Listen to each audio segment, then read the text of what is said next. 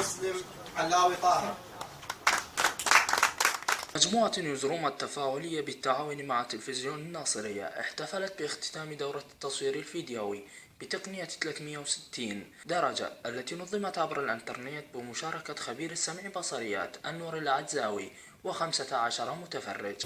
في هذا المساء الناصر الجميل ونحن نكرم طلبتنا الأعزاء لإنهائهم دورة التصوير الفيديوي باستخدام 360 درجة.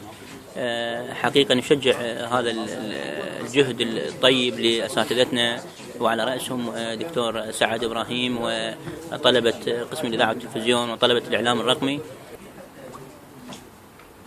المتدربون تملكتهم مشاعر الحماس بانتهاء الدورة التي ستكون فاتحة لدورات مماثلة مستقبلية. أضافت لنا كثير من المعلومات التي سوف تكون محطة جديدة من محطات الإعلام في المستقبل التي لم تطرح على مستوى العراق ومستوى محافظة ذقار، فقد استفدنا منها فائدة كبيرة في جانب الإعلام والتصوير وجانب المونتاج، وقد أضافت لنا ما أضافت من شيء جميل. شكرا جزيلا. القيمة التي تقدم إلى الطلبة. مجموعة نيوزروم التفاعلية هي أول منصة رقمية تفاعلية في العراق.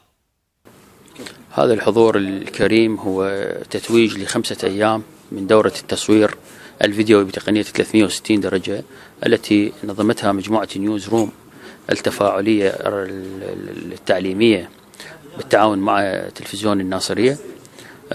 طبعا مجموعة نيوزروم منصة رقمية تفاعلية هي الأولى من نوعها بعدد أعضاء بلغ أكثر من 400 عضو بين خبير إعلام ومراسل ومصور ومونتير ومدراء محطات فضائية وطلاب إعلام. لإذاعة وقناة أوروك، خليل البركات.